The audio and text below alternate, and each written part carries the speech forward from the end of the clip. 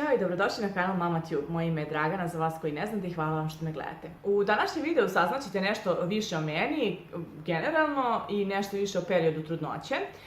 Dakle, nemam nešto namjeru da snimam preterano često ovakav tip videa, ali otkako sam otvorila kanal, na Instagram najčešće su mi stizala neka određena pitanja i ja sam to onako... Nekome sam odgovorila, nekome nisam, zavisnosti šta je bilo pitanje, ali sam rešila da to sve objedinim, dakle i da snimim video pitanja i odgovori i da ovo bude video koji ću snimiti dakle pre porođaja, odnosno u toku trudnoće i koji ćete vi moći da odgledate, a onda opet nakon nekog određenog perioda možemo da snimimo video, odnosno mogu da snimim video pitanja i odgovori period nakon trudnoće. Ja ovdje imam dakle pitanja, ima ih 20 i krenut ću redom, ja sam ih prepisala, tako da ono što ste vi meni postavili, to ću vam i reći. Prvo pitanje je koje sam godište, ja sam 91. godište, rođena sam 24. jula 91. godine, odakle sam, iz Rume sam. I Ivan i ja smo iz Rume, pre 5 godina preselili smo se u Beograd zbog posla, on je dobio mnogo dobru poslovnu priliku, tako da smo to iskoristili, do tada smo ovde.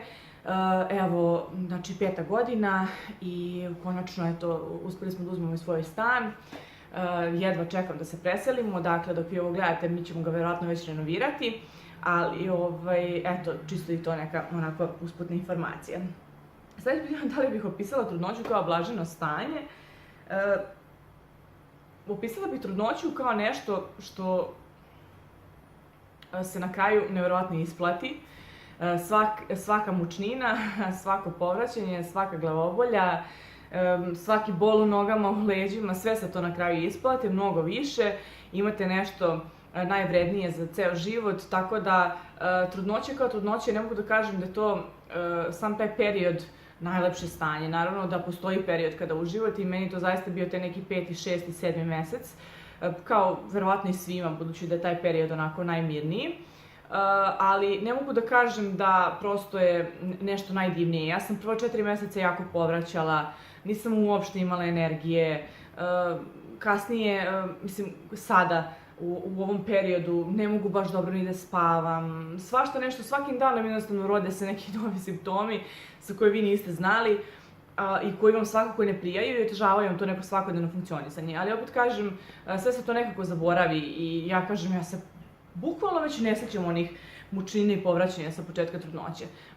Sad ne mogu da navedem neke situacije, sećam ih se kroz maglu naravno, ali kao već mi je to prošlost davna i kao to je to. Tako da ne bih je opisala kao blaženo stanje. Blaženo stanje verovatno dolazi naravno nakon porođaja, kada vi upoznate svoju bebu i imate priliku da uživate.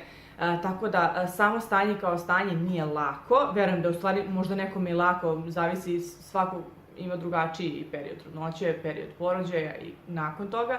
Tako da opet kažem, to je sve individualno.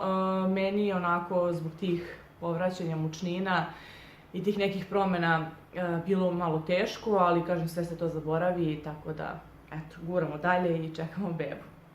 Sljedeće, najteže u trudnoći. Najteže u trudnoći, pa meni taj prvi period, ta prva 4 meseca. Dakle, nekako mi je najburniji period. Valjda organizam bukvalno prihvatao sve to što mu se dešava, te velike promjene, i onda nekako se to najviše izrazilo s polja.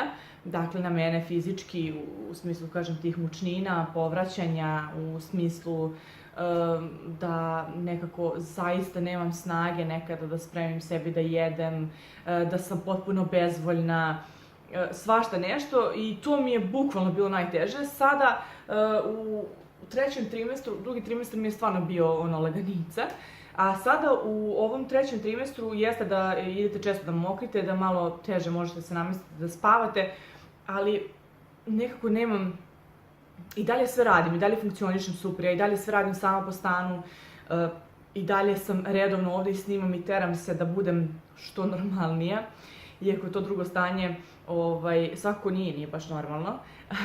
I krenule su vrućine koje mi jako smetaju, ali pored svega trudim se da nekako funkcionišem normalno i da izguram tu trudnoću najbolje što mogu. Tako da, eto, najteže u trudnoći meni svakako taj neki prvi period od 4 meseca. Da li planiramo još dece?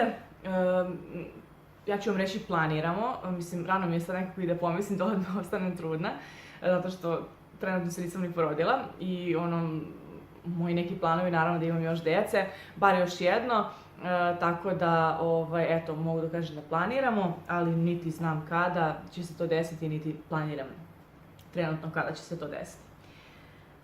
Kako vidim sebe za 5 godina? Sada kada bih ovako, nemam inače običaj da zamišljam sebe tako kao kako sebe vidim za 5 godina i to zato što nekako postavljam sebi neke kratkoročnije ciljeve, ali evo recimo voljela bih da za 5 godina imam još jedno dete, dakle da imamo 2 dece, da budemo, što se kaže, svoj na svome, što smo mi realno i ostvarili. Sada smo kupili našu prvu nekretninu koju renoviramo i u koju čekamo da se uselimo.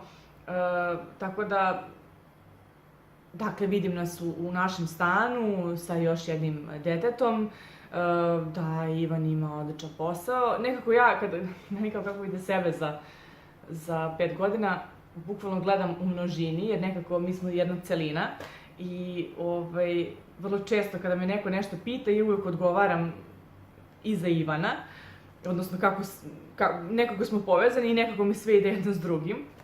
Ali eto, planiram da nastavim da se bavim YouTube-om, naravno kao hobi. Voljela bih da, naravno, napravim neki dodatni posao, u smislu nešto da samo osmislim i da počnem time da se bavim. Imam neke ideje, ne verujem sada da treba da podelim svaku svoju ideju sa vama, jer nije tu ništa ni realizovano, ni krenulo da se realizuje, ali to su prosto neke ideje u mojoj glavi, dakle voljela bih da oprobam se u nekom biznisu sama. Vidjet ćemo, kažem, eto, to je nešto ono osnovno koje je već na pola puta ostvareno, tako da vidjet ćemo. 5 godina nije dug period, tako da nadam se da ćemo imati prilike da vidimo. Omiljeni brend šminke, generalno drogerijski brendovi su mi potpuno okej, budući da nisam ni profesionalni šminker i da nisam sad neki potpuni zavisnik od toga da se šminkam svaki dan i da mi treba gomila šminke. Meni su drogerijski brendovi sasvim korektni. Volim da koristim Trendy Tap, Lums, Essence, Catrice, Maybelline i L'Oreal. To su recimo neki brendovi koje najčešće koristim, te dekorativne kozmetike. Tako da, eto, a omiljeni brend kozmetike generalno, volim By Face, uverila sam se baš da su super, volim La Roche, budući da mi je, kažem, koža veoma osetljiva. Šta još, Bioten nije loš, također kao drogerijski brend. Nivea, eto, recimo i Baleo volim Baleo. Da li sam pazila na kilažu u trudnoći? Ne znam što znači pazila na kilažu u trudnoći, ja sam generalno jela kad mi se jelo, nisam se pretrpavala u smislu sada da sam govorila kao znate ja sad jedem za 2 i ja moram još i još. Jela sam kad sam imala potrebu za tim i jela sam koliko mi se jelo u tom momentu, dakle nisam ništa pretjerano pazila, tako da eto, nisam pazila šta jedem, recimo, u smislu kao neću pojesti slatko ili u smislu neću pojesti testeninu, jela sam sve. Savjet pre ostanka u drugom stanju. Ovo mi pitala jedna devojka, koja je tad bilo 4. mjesecu trudnoće. Moj savjet pre ostanka u drugom stanju, pa recimo ja mogu da kažem šta sam ja konkretno, na šta sam ja obraćala pažnju. Ja sam počela da jedem redovno, budući da pre toga zbog posla svima nam se desilo da nekada preskočiš neki obrok, da si pod većim stresom i tako dalje. Tako da sam trudila se prvenstveno da jedem redovno, manje obroke, naravno da pokušam da unesem što više nutrijenata u sebe, da to bude što kvalitetnija hrana. Pokušala sam da smanjim stres na minimum, mada to prosto nije samo do vas.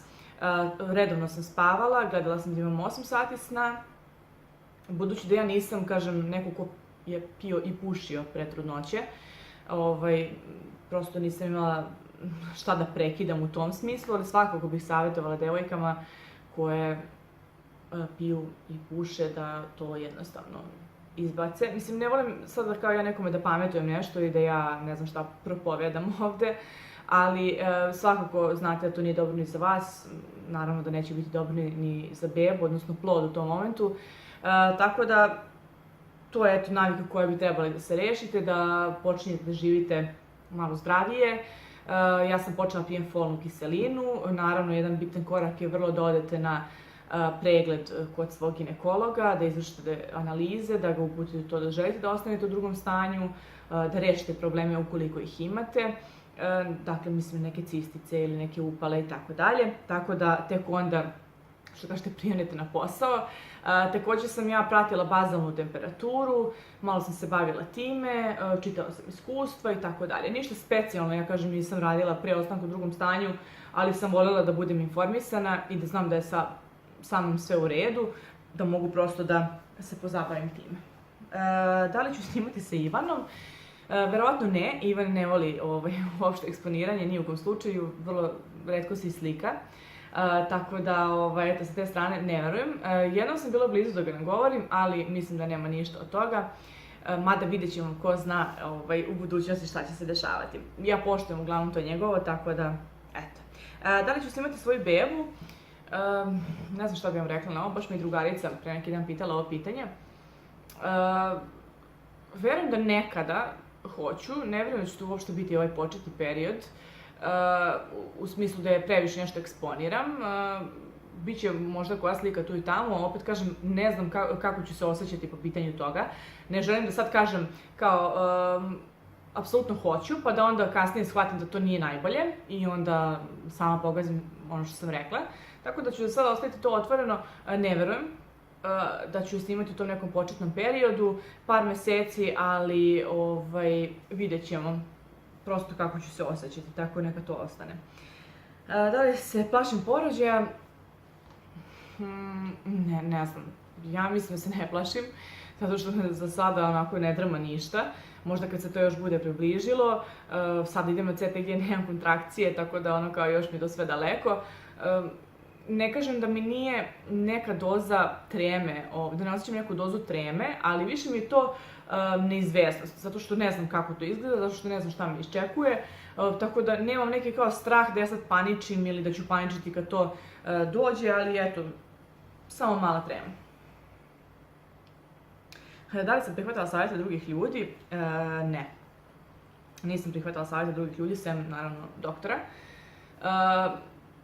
Neko sam, ne znam, malo sam možda čudna po tom pitanju, volim da čujem svačije iskustvo, volim da pročitam svačije iskustvo, ukoliko ja smatram da treba nešto da preuzmem odatle, ja ću preuzeti, ali konkretno da mi ljudi, a da ja nisam to tražila, daju savete, nude pomoć, na to sam stvarno alergična i apsolutno ne podnosim. Ja ne volim da ja nekom pametujem, kažem da ja sad nekom, meni je u trudnoći, znaš, bilo ovako, ovo će ti sigurno pomoći, ili ja to prosto ne volim da radim i ne mislim da će, ako je meni nešto pomoglo, pomoći i tom nekom drugom. Zato ne volim da mi neko stvara uopšte tu presiju, ako ja ne osjećam se nešto dobro i sada vi meni još plus pametujete nešto, ne volim to stvarno, tako da nisam slušala savjete drugih ljudi, ne planiram da ih slušam. Jednostavno ću da slušam svoju intuiciju i da slušam stručna lica, tako da eto, to je to. Mislim, opet kažem, svako nek radi onako kako želi, meni je apsolutno okej da neko konstantno sluša i svoje svekrve i majke i prosto bake, koga god. Mislim, svakako možete da radite sve to, ja nisam fan toga, mislim da je intuicija najbolja, a onda naravno i savjeti lekara.